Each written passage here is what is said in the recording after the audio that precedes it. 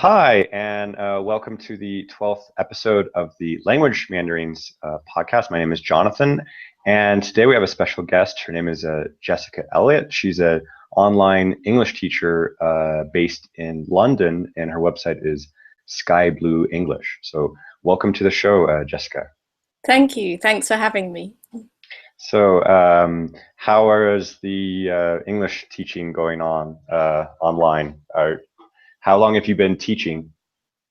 Yeah, no, it's going really well. I've been teaching online for about 4 years now. Okay. Yeah, I've been teaching face to face for about 9 years, but yeah, the online teaching is about 4 years. Okay. And do you teach exclusively online, or do you still do both in person and online? Yeah, I still do both. I do probably about half half actually. And I quite like having the difference. I quite like going to my face-to-face classes and getting out of the house in a way. But then it's really nice doing the Skype classes as well. And it's really convenient. And I think it's really effective as well, actually. Do you happen to do both options for the same student, or do you separate? Yeah, generally people are usually quite clear actually. Like I've got a Russian lady that I've been teaching for about 3 years, and she approached me specifically wanting Skype classes. And other students have kind of been the same actually. They usually specify. And on my website, I've got both. So yeah, people usually specify which they prefer. Okay. Have you had perhaps any for the students who prefer offline, do they specify any reasons why do they show some kind of hesitation to they don't want to use the technology online, or they prefer just in person or do they Yeah, express? Mhm. yeah, they usually say like if like I don't know, occasionally I've suggested kind of going online and some people just don't really fancy it. But then like I had one student, a French lady, and she was living here. So first of all we had face-to-face classes, and then she went to live in Switzerland, and she was kind of open to trying it. I think she was a little bit hesitant, but then when she went to Switzerland, she actually really kind of enjoyed the Skype classes and said that it was kind of almost as good. I think maybe it's not on par with face to face because it's always nice to be kind of with somebody, but it's definitely very effective. Yeah. Mm. What do you find are some of the advantages of the Skype classes? I think it's just so easy. You kind of save time, which is really good. And I actually have Italian classes through Skype, just Oh, because nice. I don't have that much time. I'm like just really busy. Like it's either preparing classes or having classes or writing blog posts, kind of researching. So it works really well for me. Often it's a bit cheaper, which can be good. And yeah, I just say it's kind of easier to fit into your day, and also the time, like maybe if somebody wanted a class kind of quite early or quite late, that's easier. Like I'd be more inclined to do a Skype class at 8 o'clock. Uh, if somebody wanted a class at 8 in the evening, I'd probably do Skype rather than face to face. So Oh, so for the practicality, I know traveling outside, commuting, it's a little bit easier to schedule a class that's on the beginning of the day or the end of the day. yeah. So, okay, that Yeah, makes and then sense. obviously, and then of course for people that aren't in London, it's really good. Or like that student that moved to Switzerland. So yeah. Okay, and how is your experience taking Italian classes as a student? How has that kind of influenced your classes as a teacher? Yeah, I think because when I started teaching English, I was in Spain, and so I was learning Spanish. And I think that experience of learning and teaching was really, really beneficial, just being on the other side. And I'm definitely kind of much more empathetic as a teacher because I know what people are going through. And like often people will say like that they know the grammar, but they just find it so hard to remember when they're speaking. And like I can completely understand that because the same thing happens to me. So yeah, I think it's kind of really important, I think, to be on the other side. Yeah, I Definitely. personally I try to keep learning languages just all the time. My goal this year actually is to be starting a new language each week. So Wow, that's I'm amazing. yeah, it's based on Benny Lewis's 52 or not 52, but his challenge is a 1 week speak in a week challenge on his website. I'll post a link Wow. to Yeah. the on the show notes, but his idea is start from scratch and just start speaking with a native speaker, just kind of jump Yeah. into it. Yeah. And that learning experience really keeps me fresh and active and on my Yeah. toes. And it's true. I really empathize with a lot of the students to see what is challenging in terms of speaking, Yeah. what's challenging in terms of writing, getting used to maybe a new system of writing. If English is if they don't use the Latin letters, then I can Mm. understand how the English spelling is a challenge, or in English Yeah. pronunciation, it's not phonetic. So that can be a Yeah. big challenge when you compare Yeah. other languages, because there's like at least 20 vowel sounds that we have in English, and you look at other Romance Yeah. languages like Spanish or Italian, and you might have like 5 Yeah. vowel sounds. Definitely. Yeah. So Yeah. I really empathize now as a language learner to see what students experience, and that the more languages I start accumulating, the more I look at English as a foreign language, and it's really an interesting transition to put myself in the shoes of these other learners, Yeah. and Yeah. Definitely. so Definitely. so when you were in Spain, were uh, you were learning Spanish, you were teaching English? Yes, exactly. So I was having kind of one-to-one Spanish classes each week. And then I was studying on my own as well. And of course, because I was living there, it's a bit different from now because I don't have that much kind of opportunity to speak Italian. But there, like I was in Spain and I was kind of speaking every day. So yeah, it was really good kind of doing both together. How do you feel was that learning abroad experience? Do you think it was very effective for learning Spanish? Yeah, definitely. And I was living with Spanish people. It was quite challenging, and I have students at the moment that are kind of in the same situation. So there may be like one of my students has been here for about a year, and she's working with native speakers, living with native speakers, and it's quite hard, but it's a really good way to learn. Definitely, just being thrown in. Yeah.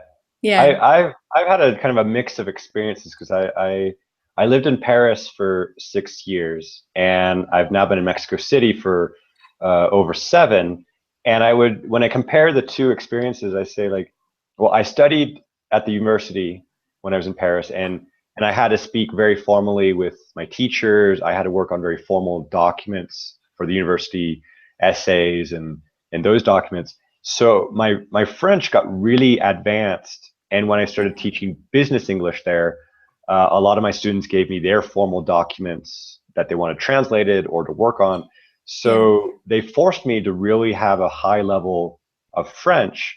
But Mm. in comparison, in Mexico, I consider myself kind of a frustrated learner. I've been with Spanish for about 20 years, but in my daily life, most of the time because I'm teaching English, Mm. there's limited opportunities where I might be speaking Spanish with a taxi driver, a Yeah. cashier at the bank or the supermarket, a waiter or a waitress at a restaurant, maybe a receptionist at an office if I have a class, and it's very limited Yeah. contact. and I don't feel that my Spanish has progressed as much as when I was in using French at a university or with very formal business communication.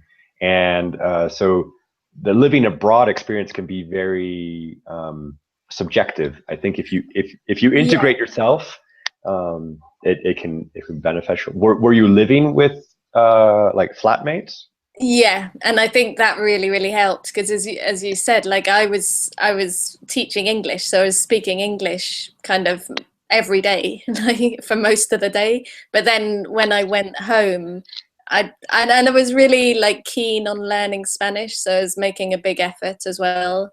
And then like I made Spanish friends, so that helped. So yeah, but yeah, Yeah, no, I it's definitely know what you mean. Yeah. yeah, and I've seen this. I've been following some podcasts and blogs from Ollie Richards from his website. I will teach your Yeah, language, I listened to him as and well. and one of the things he emphasizes is, well, you don't necessarily have to live in a foreign country, Yeah. and I think he talks about his experience in Japan where it was very overwhelming, and I really kind of I I understand that situation with my experience in Mexico, where if you don't fully integrate, if you don't make those opportunities happen, nobody's going to make those opportunities. Kind of, they're not going to give them to you. You have to go out of your Yeah, way. definitely. Yeah, and I think there's a lot that you can do when, like, for me, learning Italian here. I mean, I'm not speaking, it's not the same as when I was in Spain, but at the same time, there's like now I've got better strategies for learning, and like using like kind of digital flashcards more. And I think I know more about how to teach myself a language. Mm-hmm. So that's, yeah, yeah, it's like having good strategies, I think, is really Yeah. important. Do you teach your Yeah. students those same strategies?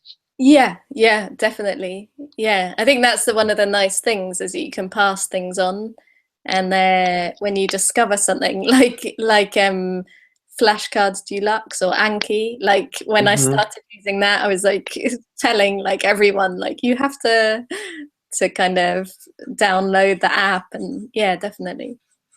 So, what would be some of these resources, strategies that you would recommend to your students that have worked for you?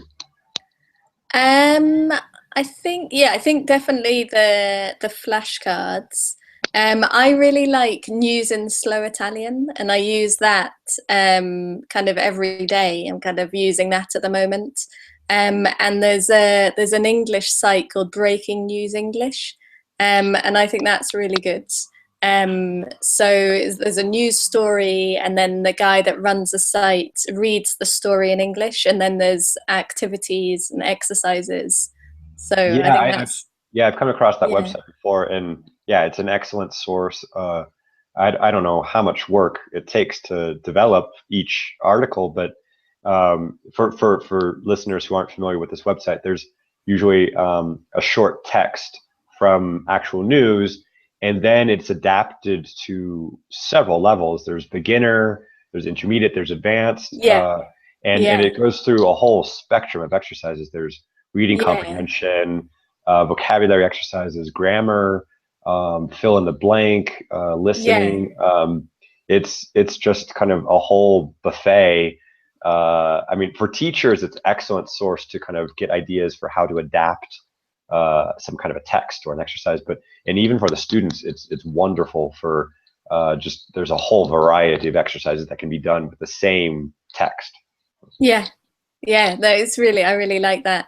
And also, I think having a good dictionary is important. So I always suggest the Macmillan English Dictionary or the Oxford Learners Dictionary to my students. And I really like the definitions that they have, and also the example sentences. So I think that's important. And another resource I quite like is she's called Shona, and she has a website called Perfect English Grammar, and that's just really clear. And I think, yeah, I think like like when you're learning a language, it can be a bit confusing and complicated, and it's like anything that helps to kind of simplify it and break it down is definitely really beneficial. So I like her website for that. Cool. Yeah. Yeah, I definitely agree what you said about the dictionaries. The other day I was speaking with one student who primarily was doing translation and using bilingual dictionaries. And I said, if you really want to get from the intermediate to a lot more advanced, I would really strongly recommend getting just a monolingual English only Yeah. dictionary. And she came back with this really positive feedback. It was almost like she'd given herself the best gift in the world. Yeah. And it Yeah. was just so, it was so touching to see this, wow, this is a wonderful resource. I don't know why I hadn't decided to do this before. And Yeah. now a lot of these dictionaries, I think a lot of students, they still get the idea that, okay, get paper, it's a book, it's old fashioned. But a lot of these dictionaries that are getting really advanced with the technology, Yeah. they'll still involve technology side. So you might get a CD-ROM. I mean, CD-ROM might be an old idea, but there's still a lot of technology where they might develop something to give you tips on your speaking, tips on your writing. They might have integrated different exercises. So don't completely write off dictionaries because they're online. They're still worth investing in. Mm-hmm. Yeah, definitely. I remember quite a lot of students I was teaching kind of when I didn't feel that they were using very good dictionaries and that the definitions weren't very clear. So I remember kind of sitting down one day and just doing some research, and it wasn't actually that easy to find the Macmillan Dictionary. But then when I found it, I was kind of recommending it to everyone. Mm-hmm. Oh, okay. Yeah, I think that's a great resource. And yeah, and also as you mentioned with the grammar websites, I think there's a lot of people who, as teachers, we specialize in one or two things, and it's excellent. You can find some teachers dedicated, I don't know, pronunciation, or another one on grammar, and it's really enjoyable to see that we're not competing with each other. We all Yeah, seem to have something that we're specialized in, and yeah. we all find our niche. What do you feel that you mostly like to develop with your blog or with your newsletter? What are some things that you like to focus on? I think because I actually studied art at college, so I went to Goldsmiths in London. So and then I changed, and then I started teaching English, and I realized I really enjoyed that. But I've still kind of that my art background is really important to me. So I think teaching English in a visual way and making it like I love infographics and I love making it quite fun. So I think that's one thing, and I think just like with grammar, when it's visual, it's a lot. It can be a lot easier. So yeah, I'd say kind of visual diagrams, infographics. I really like. Do you happen to use Instagram? And no, I've been hearing quite a lot about that recently. So I've kind of been thinking about it. I like Pinterest. I'm on Okay. Pinterest. But yeah, no, I Yeah. haven't actually started with Instagram yet. Yeah, I've heard some really good things. I was watching a webinar with Jennifer Nascimento, and her website is a English outside of the box, and she was showing all these examples of how she's gotten an incredible amount of viewers and subscribers, or people who follow her on Instagram, and she was showing all these techniques where she might have a photo, she might get engagement by asking people to relate. If she might put a grammar question, then she might give that feedback. And I was looking at this live the other day, and I was just really impressed. And a comment from one Mm. potential student saying, "These explanations are excellent. I'm going to sign up for your classes now." And it almost sounded too good to be true. But when you look into all the engagement and the following, and uh, I think if you really like doing infographics, I think there's a wonderful opportunity to Yeah. use Instagram for that. Yeah, People no, I quite respond. like to get started with it. I thought I thought it was just like kind of photographs. I mean, photographs are great, but I thought it was like just kind of people kind of taking photos of themselves and like selfies, and I didn't really realize it was like, it's like somebody was talking about kind of having quotes, how like quotes just work really well for them on Instagram. So yeah, and I think it could be interesting. Yeah, I was completely in the same situation, thinking like, isn't this just that platform where people put photos and they use a filter and that's it? But actually, there's also some other teachers. One teacher, I forget his name. Unfortunately, I'll put the link in the show notes. But he's using it as a way to engage students with these really short 15-second videos, and it's incredible how much content you can get in 15 seconds. And to explain some vocabulary, explain some kind of a grammar concept, and it can be really compact. And there's a lot of ways to engage students with an infographic or just a photo and describe what's in the photo. Yes, Yeah. maybe a selfie, yes, so students can see who the teacher is. But there's actually a lot of creative ways to get used to it, and it's an extremely growing platform. From what I saw with the figures, that it like even more than Twitter, because I think Twitter people are still just sending links or bringing people from Twitter to their website with blog or a YouTube video. But I think on Instagram, there's a lot of organic growth that kind of stays within that community, and there's a lot of engagement possibilities, I think. So I'm still a newbie for Instagram. I just signed up this last week, and I'm kind of testing it out. But I was very happy to see the results that Jennifer was talking about, to say that that there is a lot of growth opportunities and opportunities to experiment with engaging students with that. Yeah, there was an interesting interview. I really like Pat Flynn's website, Smart Passive Income. I don't know if you know that one. And he was doing an interview with somebody who was saying that they'd had like amazing success with Instagram. So yeah, that was, I think I just listened to that like 2 days ago. So then I was thinking, yeah, I should definitely try it.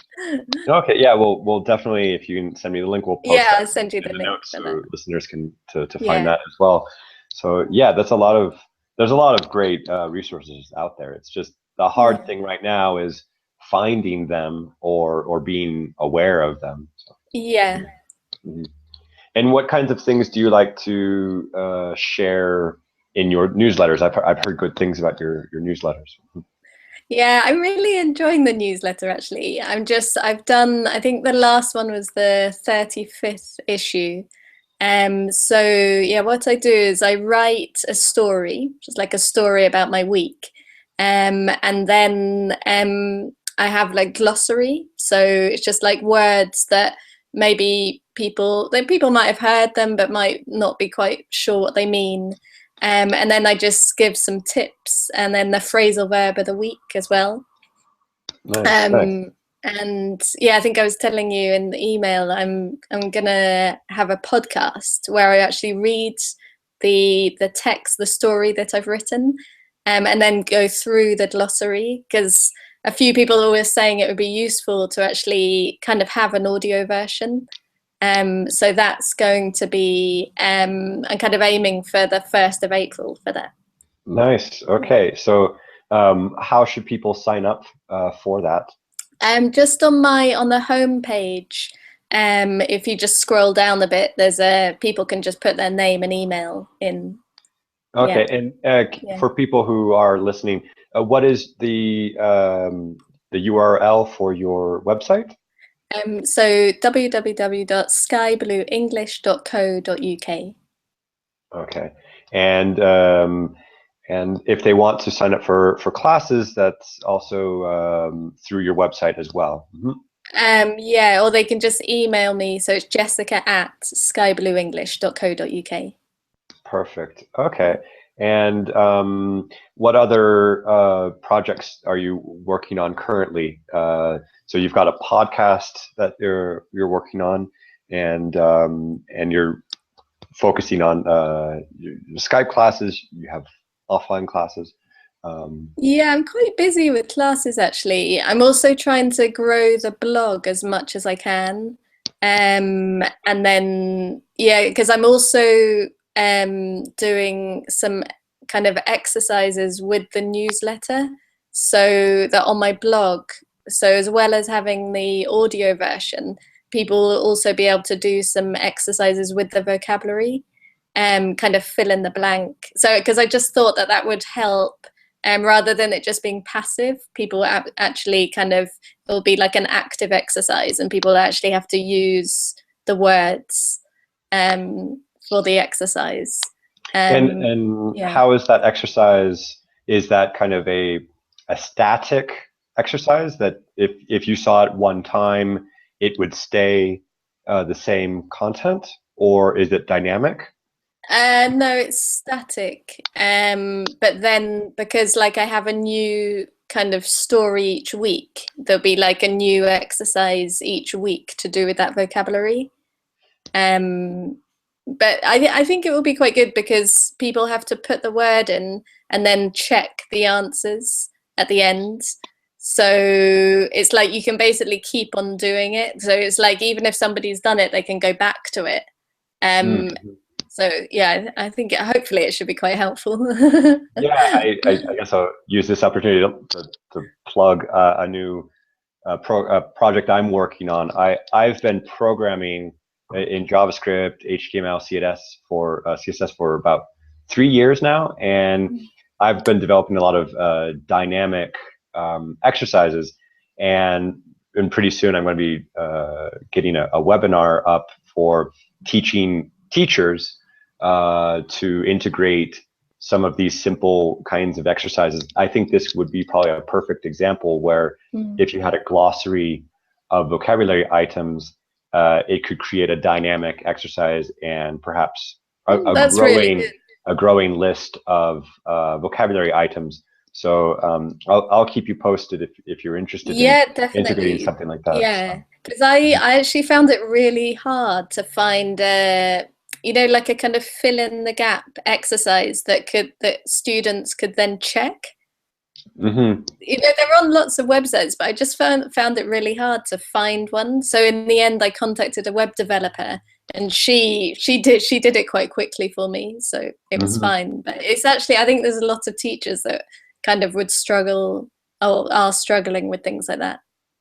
Yeah, I started with using just a blogspot website because it allowed just complete you could put all the HTML, all the JavaScript, all the CSS in a post, and there was no problem with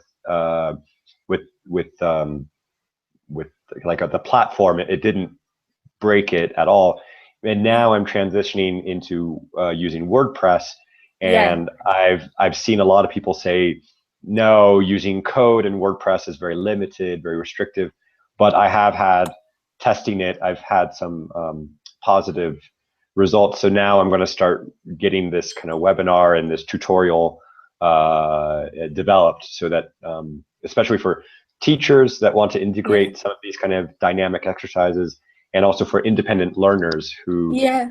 may not want to just use Memrise or Duolingo or some of those websites. If they want to, you can do it yourself on Memrise, but I still feel that there's a lot of more opportunities if people learn to code a little bit, and it's not too difficult if there's some guidance or some Yeah. examples. I It's think, very. yeah, I think that's a really good idea. Definitely. I'll keep you posted. That should be coming up Yeah. soon, soon-ish.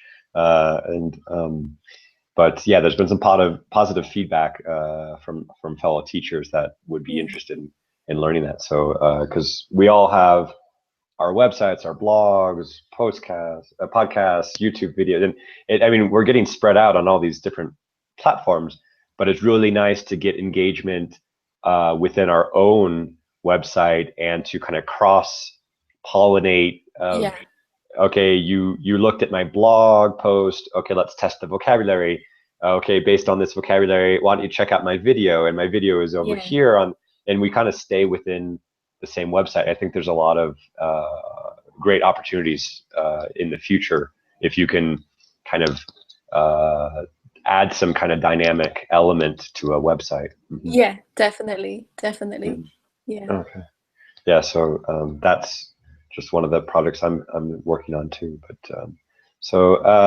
well, thank you very much for coming on the show. This has been a pleasure hearing about your teaching experience and the resources that you've shared. And so I would definitely recommend people should get in contact with you if they would like to take an English class. And Oh, so.